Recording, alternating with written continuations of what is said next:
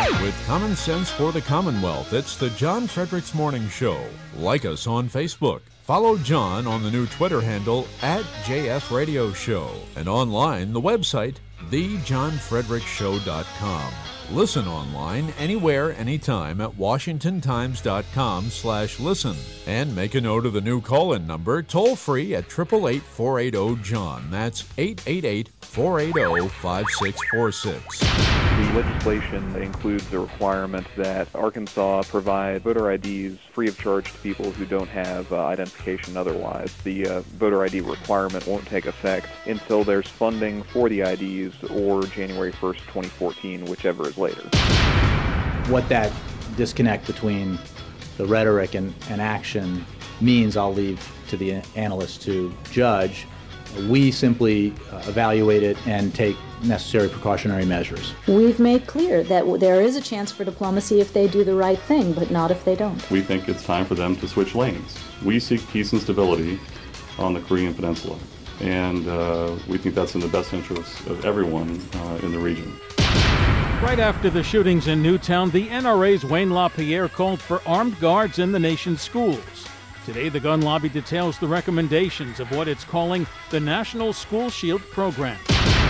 Many components significantly scaled back equipment purchases and supply purchases, curtailed staff travel, reduced the use of air cards. Within the Executive Office of the President, several offices have sent furlough notices to their staff, including to 480 employees of the Office of Management and Budget. I just try to react to something that I can hit. You know, Nolasco's a great pitcher. You know, he carved us up all year last year, and you know, he carved me last year. So, you know, being able to get 2 knocks off of him was, you know, good for me. And I think, you know, we saw him pretty well today. And you know, I don't know if you're going to do that every time against him.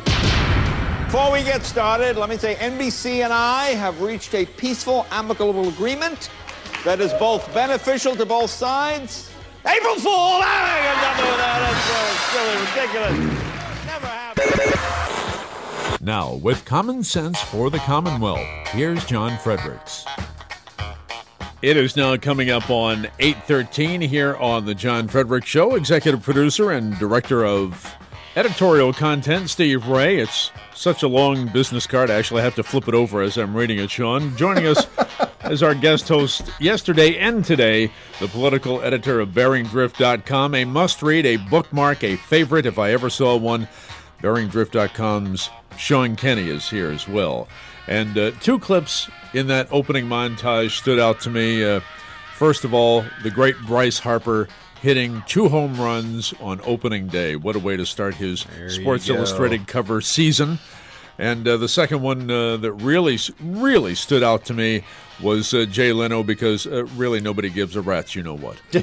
I still don't forgive him for what he did to Conan O'Brien. Oh, me either. Yeah. Oh, I am a huge Conan fan. This guy, I'm sorry, Jay Leno, it's time to go home. Yeah. Pack it up. Love you, but you know, give it back to Conan. Exactly. Still single greatest travesty to occur on NBC ever. As John likes to say, don't let the doorknob hit you where the good Lord split you. Something like that. Exactly. I cleaned that up, didn't I? Hey, listen, tomorrow our guest host will be Congressman Rob Whitman, and confirmed to appear live tomorrow in the 8:10 slot with Congressman Whitman will be our own Governor Bob McDonnell live.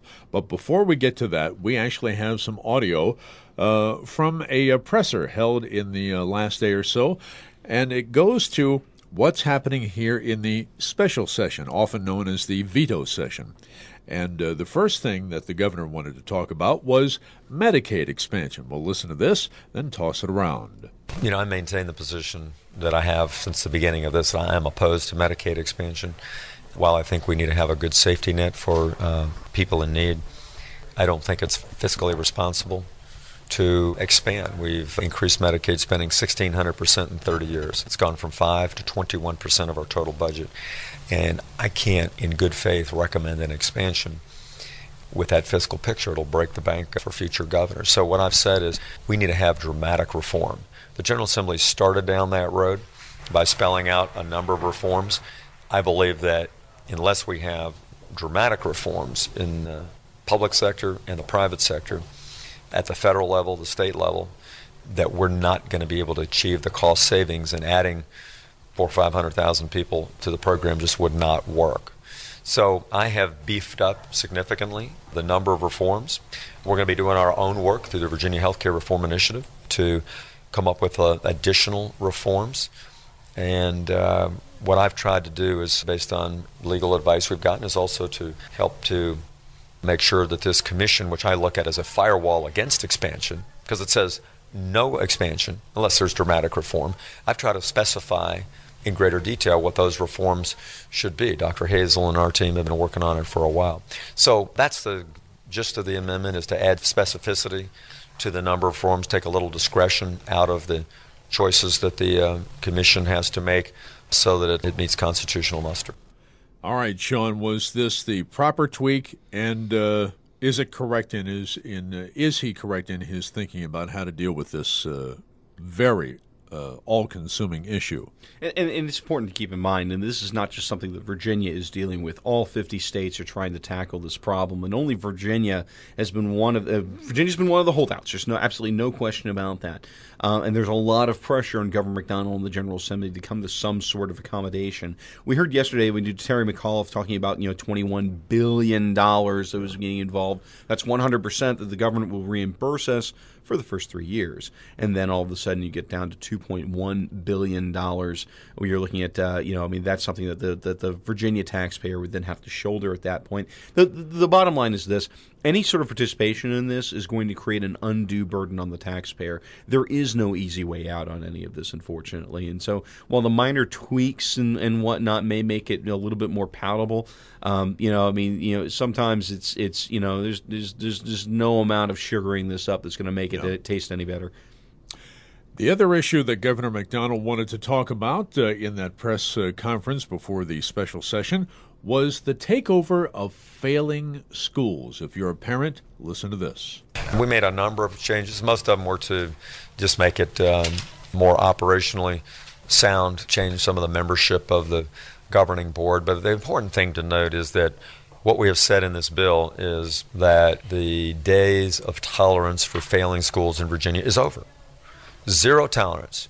If you don't manage your school systems well and you chronically underperform, it's a disservice to the young people, and we're going to replace it with a management team from the state or a charter school or something else, but we're not going to have young people go to failing school. The Constitution of Virginia says that every child in Virginia is entitled to a free, high-quality public education. So I want to make sure that it happens. So that's most of the amendments that we made is aimed at that goal. We put a little bit more money in the budget as well to make sure that the reform is properly implemented and funded, and I think it'll do a lot of good for Virginia. Let me tell you, even though I am not a parent, I am a huge proponent of the rating that Virginia schools get overall, and for the most part they're very high. I think it's not necessarily groundbreaking, but it was needed. What say you, sir? Oh, I think it's absolutely groundbreaking, and hopefully different than transportation. I hope Governor McDonnell is known for having fixed education in Virginia. Let me tell you what this does. In Fluvanna County, where I'm the chairman of the Board of Supervisors there, we have 5 schools, 4 of which fail to meet AYP, but the high school consistently makes it. And so therefore our school system is deemed as passing because we have one very large school all the way at the very top, which drags the other 4 behind. Now, there'll be some argumentation as to why that is, and they'll point back to special needs children, they'll point back to the problems of poverty, they'll point back to minority children, and they'll say, well, that's what's holding us back. Yep. I don't believe in that sort of metric. I mean, we just had that conversation with how to expand the Republican Party and conservative ideas. Those sort of distinctions need to be wiped away. Either a school system is actually doing its job or it's not, and the only way you're going to be able to get a very clear metric of that is when the state starts grading it based on performance and results, not on what we wish it to be. And so what Governor McDonnell's done is he's actually taken away all that gobbledygook. I mean, you can point back to one thing or another, and school systems are infamous for cherry-picking the best parts and leaving the other parts behind. We don't need to be patting ourselves on the back and building our self-esteem. We need to be looking at not just the students that are succeeding and going beyond. We need to start focusing on the students that aren't doing so well and get rid of this 19th century cookie-cutter, industrial era sort of system and start building towards a 21st century public education system. I mean, there's a lot of folks that believe in public education. I happen to be one of them. I don't believe that the current way that it's done, where it's sort of padding the way it had been done before and then trying to build a 21st century system on top of that. I don't think that's cost efficient. I think that's incredibly wasteful. But unfortunately, that's the trap that the VEA and other individuals have us stuck in. So what we need to be able to do is move forward on that. Now, the one aspect that I actually am a little concerned about would be the approach with charter schools. I know that a lot of people think that that's sort of the brass ring to go ahead and grab on. But there's an interesting article. It was in National Affairs back in fall of 2010. Frederick Hess is with the American Enterprise Institute. Sure, actually, AEI, I know them well. They wrote, it's does school choice work? A question mark. And the conclusion was really in certain cases. If you have a failing school system like, say Washington, D.C., for instance, where you're spending $20,000 or more per student. And someone who was brought in, like Michelle Rhee, who is instantly demonized for trying to implement her ideas, which weren't really that revolutionary. They were basic common sense ideas. Exactly. Yeah. And that's the problem with reforming education in any sense in Virginia. I mean, again, they want to hold on to the 20th century ideas and try to staple on a 21st century environment, and it does not work that way. You need the Michelle Rhees of the world in order to fix education. But you take a school system like that and you apply charter schools on top of it, it's going to work. But if you come over to the Virginia side of the line and you take an average school system or a fairly well-performing school system, and then you start applying charter schools to it, you don't get any better performance. You just get a public school with a charter. So it doesn't really help schools that are performing on average. It doesn't help schools that are performing well. It's not a way to excellence. It's just a way to repair things that aren't working. Now, on this Autism Awareness Day around the country, a figure was released this morning that it costs, pardon me, it costs around $19,000 per year to educate a child with autism, 3 times the amount per year for the average pupil in a public school. Does Governor McDonald's metric work for special needs children in the Commonwealth? The long and short of it is we don't know yet. I mean, specifically with regards to autism, it's an emerging disease, for lack of a better phrase. I mean, if you're looking at it from the CDC's perspective or from NIH, for instance, it's an emerging disease. We have there's prevalence rates, there's incidence rates. We continue to discover that is much more prevalent than what we previously thought. Where cases of ADHD were inappropriately diagnosed as such, and were really cases of mild autism. So these are issues where we just don't know quite yet, and it's going to take time to focus that out. Right now in the Commonwealth of Virginia, it's state mandated where you have to have an individual aid to special needs children. I mean, that's a state mandate. That's an imposed cost to the local taxpayer as well as the state taxpayer. There are a number of mandates that are focused around special needs that some are useful, some are ideal, others are not. And when you start backing that out, I mean, it's a great issue in microcosm, and you start backing it out. I mean, I sit on the Governor's Task Force for Local Mandate Review. We have over 660 state mandates, some funded, some not. Half of those are imposed in education. So when you get down to where the rubber hits the road, and you get down to teachers in the classroom, whether that's in your average mundane environment or whether it's in a special needs environment, and you start saying, okay, when Richmond knows better than the local teacher or the aide that's actually dealing with that particular student, is that really the environment we want to be on? Again, the governor's made some tremendous strides. Being able to identify which ones of our schools are succeeding and which ones are failing is a great platform for the next governor to go ahead and build on. If that governor happens to be Governor McAuliffe, that progress will be rolled back. I think Cuccinelli's in a good position to go ahead and build on it. And that's a conversation we need to have in Virginia, because certainly right now, public education isn't working for our students. All right. Coming up on 8:24 here, Common Sense News Time on the John Frederick Show. Steve Ray, along with our guest host this morning, a political editor for BearingDrift.com, Sean Kenny, back in a short 2 minutes here on the John Frederick Show. For over 100 years, Hargrave Military Academy has remained a leader in character development. It's an expectation and a way of life at Hargrave. Character development, academics, and leadership are essential advancements at Hargrave. Through academic learning and cadet leadership, students discover character through their actions. Each month, a character theme is highlighted. Hargrave's April character theme is honesty. Learn how Hargrave's character development, academics, and leadership programs can build his future. Families interested in a structured academic setting can learn more by attending an educational and informative open house at Hargrave Military Academy in Chatham, Virginia on Saturday, April 13th at 12:30 p.m. Call 800-434-2480 for more information. That's 800-434-2480 or visit hargrave.edu. Hargrave Military Academy. Build his future. When the Richmond insiders cut deals to raise taxes and expand government, an outsider said, hell no. Pete Snyder. Snyder helped mobilize grassroots opposition to this shameful sellout. Here's Pete Snyder. No surprise, the career politicians and the establishment leaders in our own Republican Party took aim at me, even calling me naive for suggesting that we can cut government by a mere 10% to help solve our problems. Then they went on and passed one of the biggest tax increases coupled with a massive expansion of government that we're all going to pay for. And that is just flat out wrong. Pete Snyder, an outsider fighting for conservative values. The battle for the future of our party is just starting. Please join our fight. Pete Snyder, conservative Republican for Lieutenant Governor. Learn more at PeteSnyder.com. Paid for and authorized by Pete Snyder for Lieutenant Governor. It is now 6:27 here on the John Frederick Show. Steve Ray along with Sean Kenny, our guest host this morning. And I have to tell you a story that about 10 years ago, when school choice, homeschooling really started to peak, I think, in the U.S., late 1990s, early 2000s, I called the National Education Association to try and book a guest on a show to talk about homeschooling and school choice. Sure. They said, we don't have anybody who can talk about that. I said, let me make sure I have the right people. Is this the National Education Association?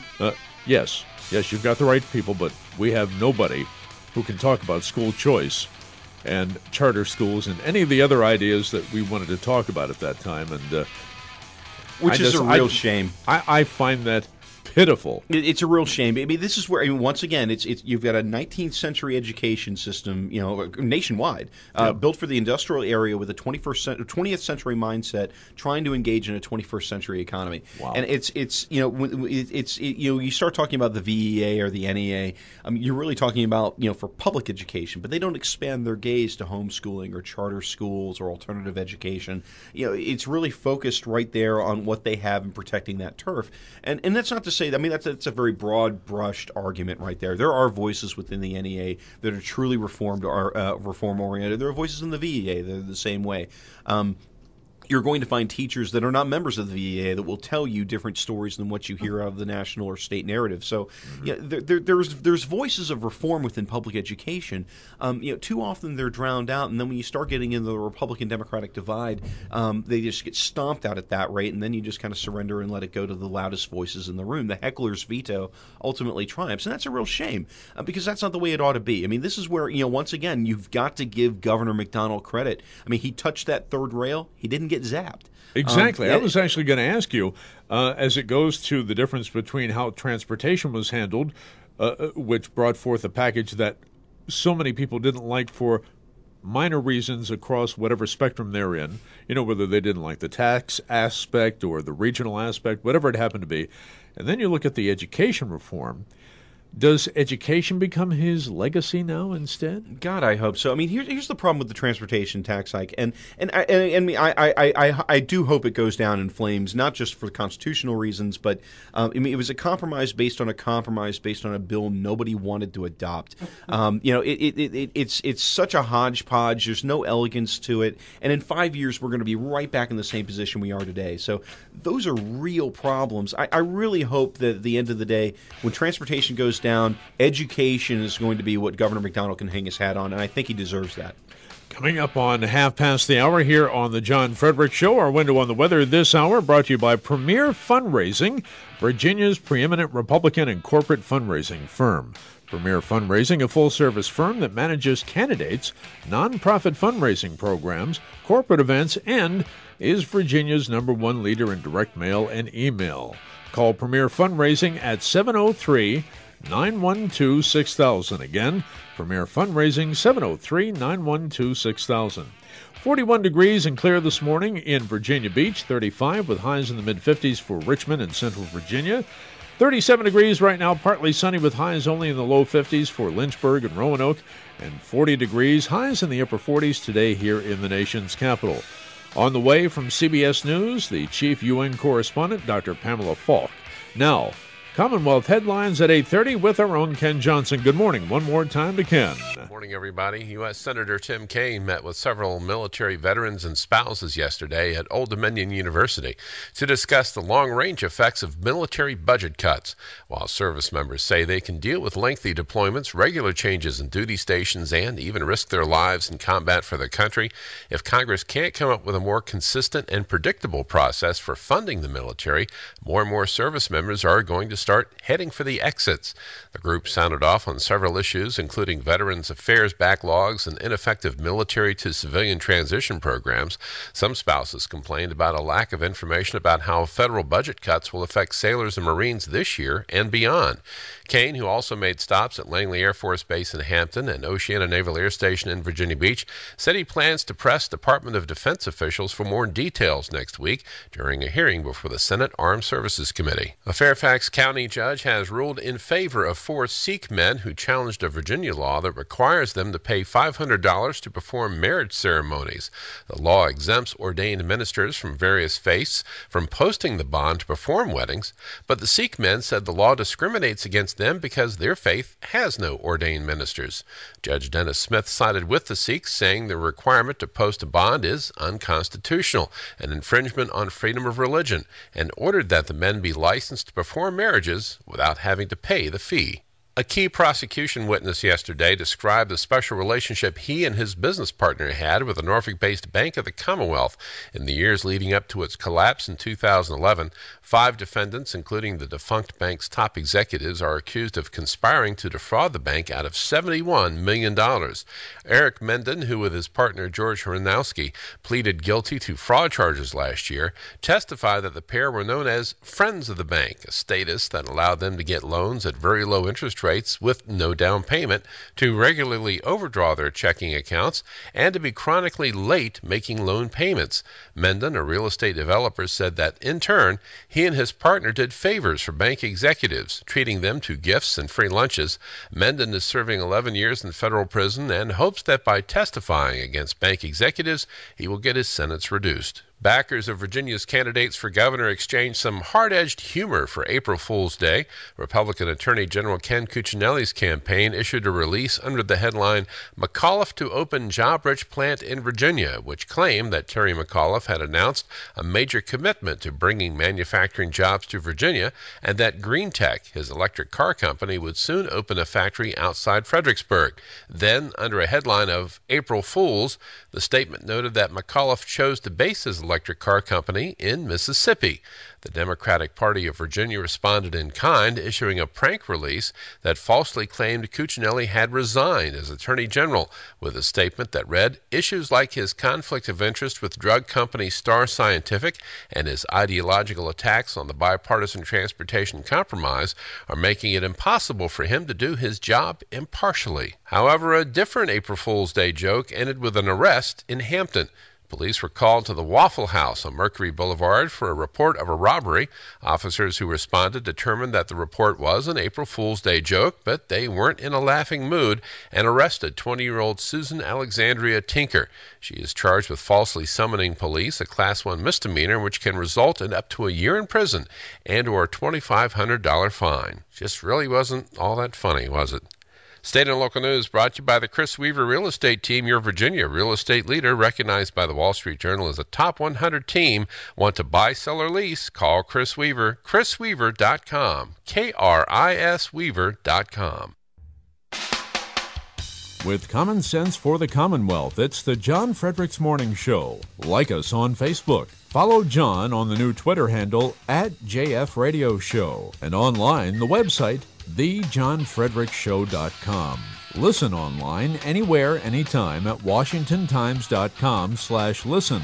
And make a note of the new call-in number, toll-free at 888-480-JOHN. That's 888-480-5646. Now, with Common Sense for the Commonwealth, here's John Fredericks.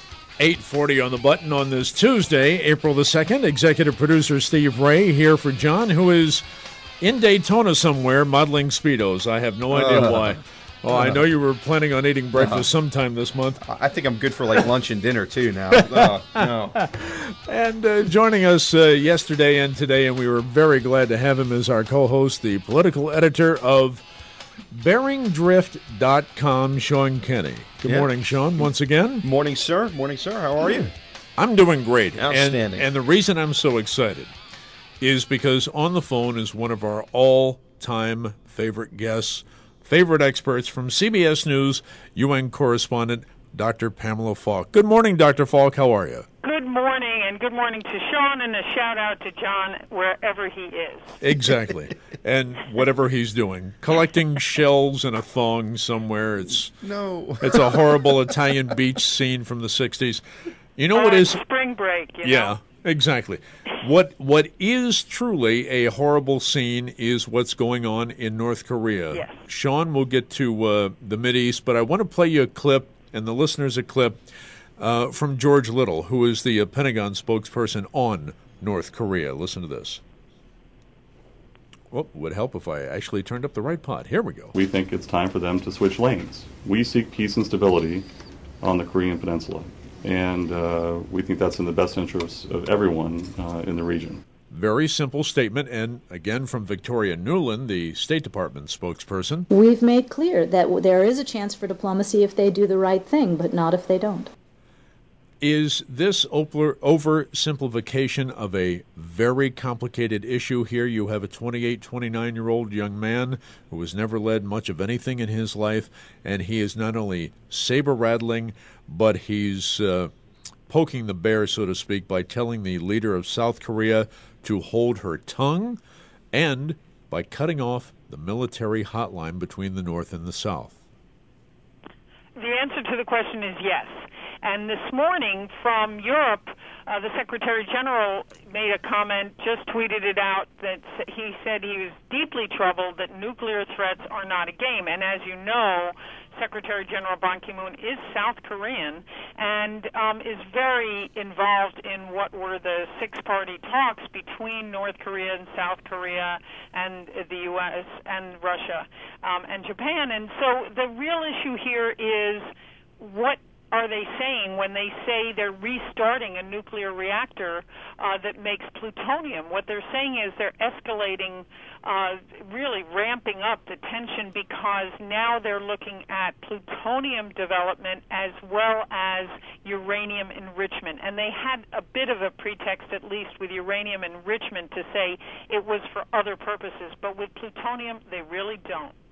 This afternoon at 4:20, the new Secretary of State, John Kerry, and his South Korean counterpart, Foreign Minister Eun Byung-se, will hold a joint news conference at the State Department. What do we expect to glean from this meeting, if anything, or are these more surface talks?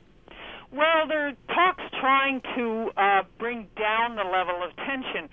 We have never seen, with all of the years of tension with North Korea and the fact that they do have nuclear weapons, we have never seen this kind of threat against the U.S.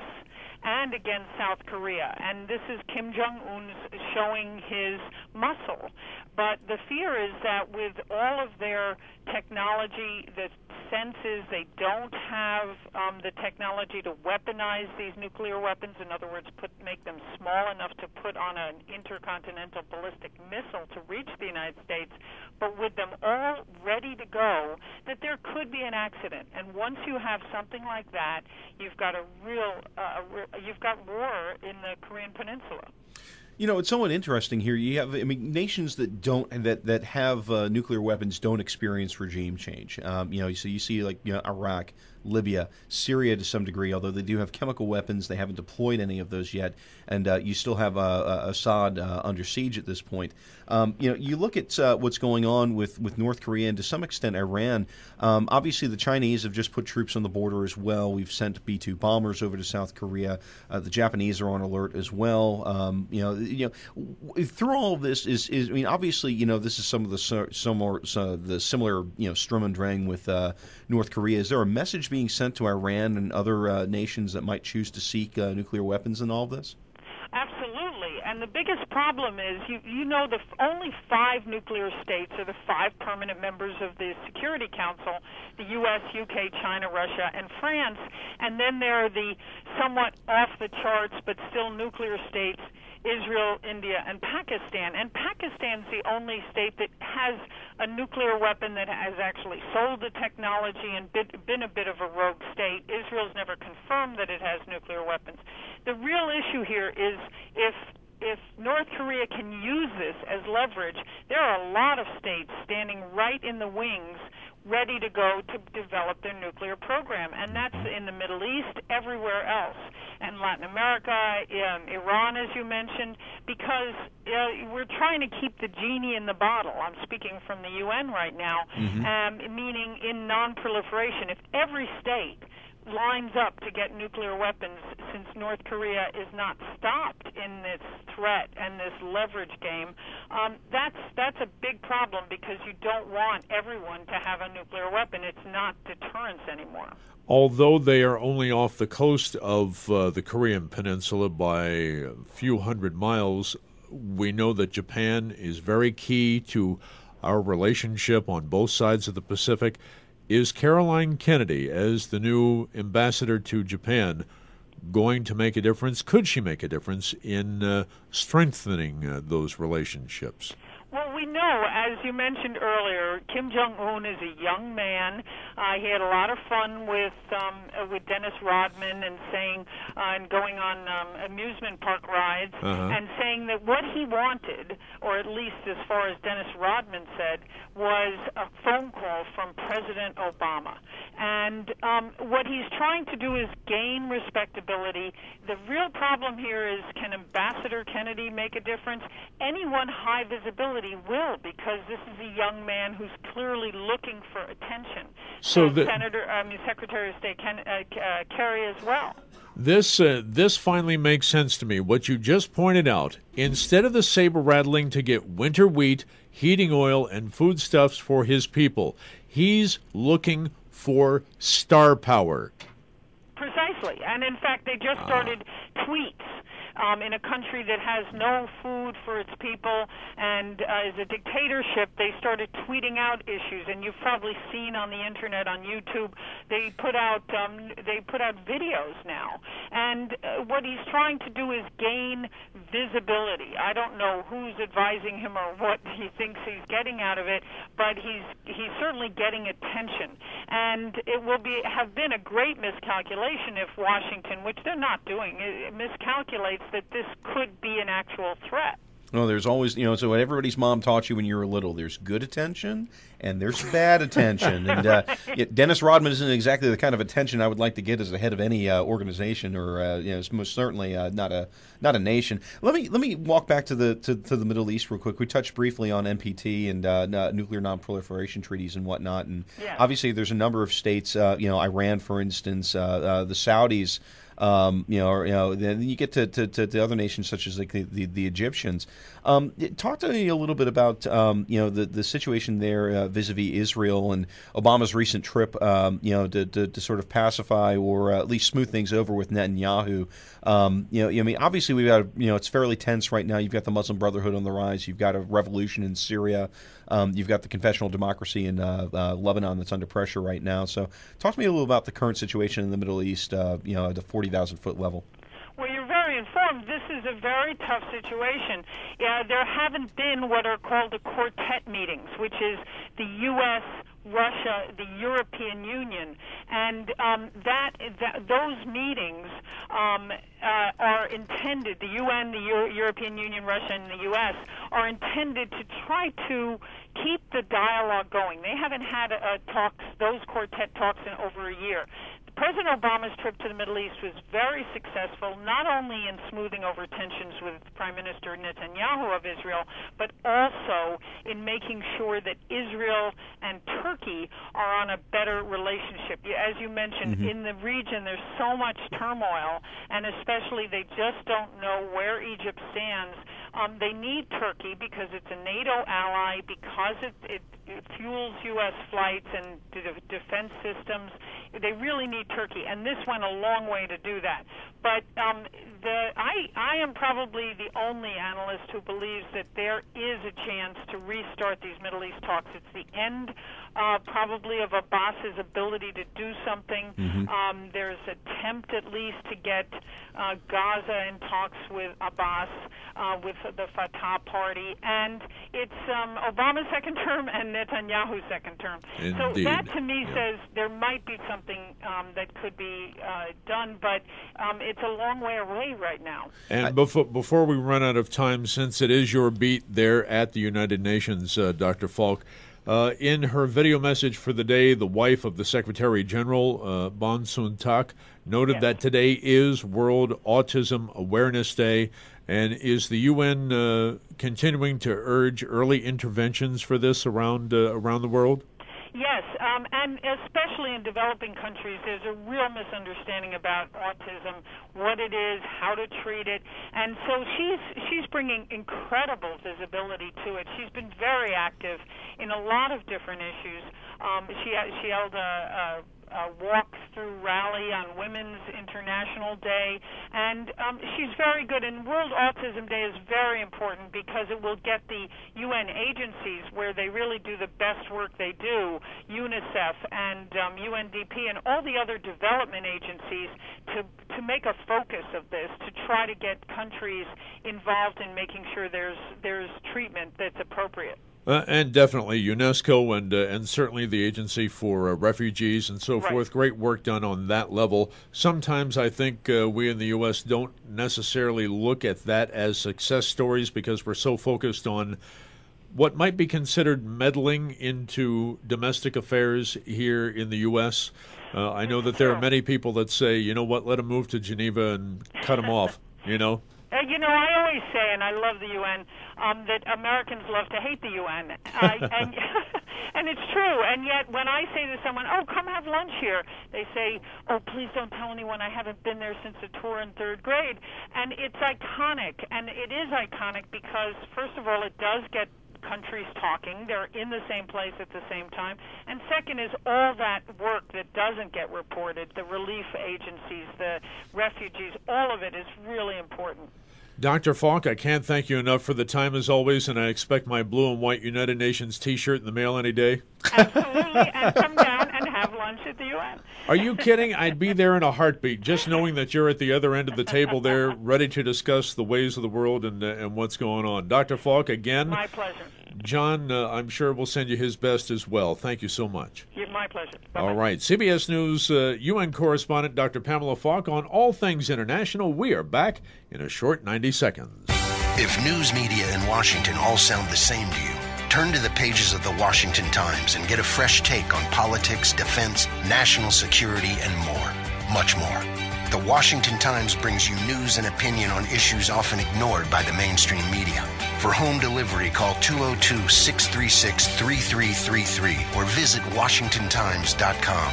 The Washington Times and WashingtonTimes.com. Fearless reporting, American values. When the Richmond insiders cut deals to raise taxes and expand government, an outsider said, hell no. Pete Snyder. Snyder helped mobilize grassroots opposition to this shameful sellout. Here's Pete Snyder.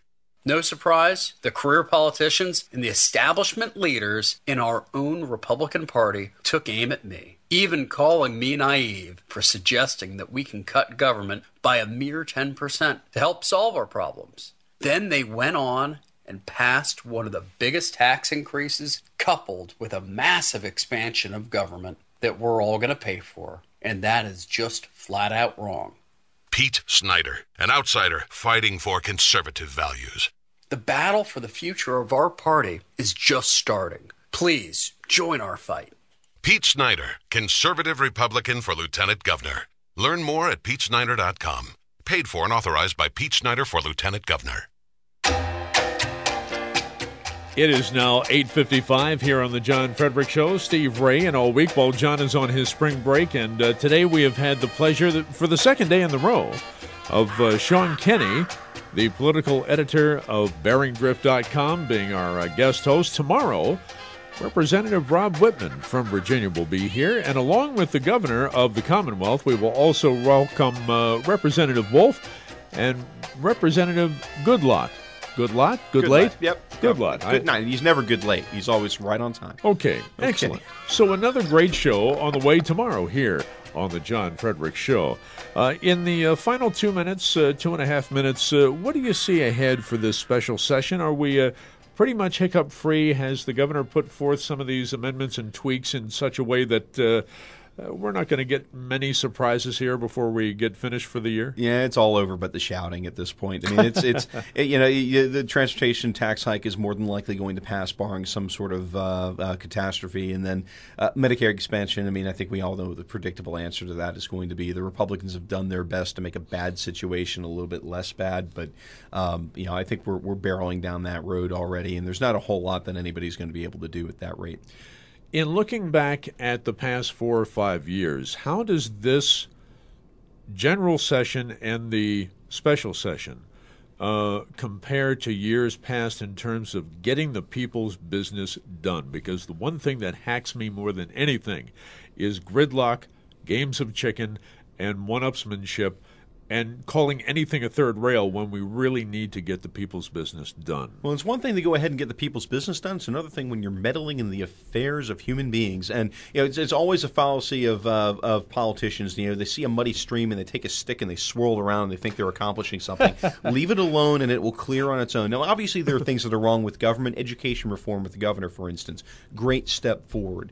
I think we take some steps back when we start taking some of the individual liberties of the people, namely their ability to spend their own income that they've earned by the sweat of their own brow, and then throwing them towards not a solution but a Band-Aid. And just because it's a big Band-Aid and it solves the problem for a time doesn't make it any less of a Band-Aid than what it is. It's just a short-term solution with short-term goals, and in 5 to 10 years we'll be fixing the problem again. All right, my final question to you, young man, is: does Ken Cuccinelli have to run to the center and govern from the right, or is it the other way around? He has to do both. There's a way you take your conservative principles and you apply them in practice. Because at the end of the day, if you cannot apply your governing philosophy, it will not work and it does not matter to Virginians. Ken's done an excellent job of doing that. He's been able to sell that message as a state senator. He's been able to apply it as an attorney general. He'll do a great job of governor, making sure that he takes conservative principles and applying them in practice for the Commonwealth of Virginia.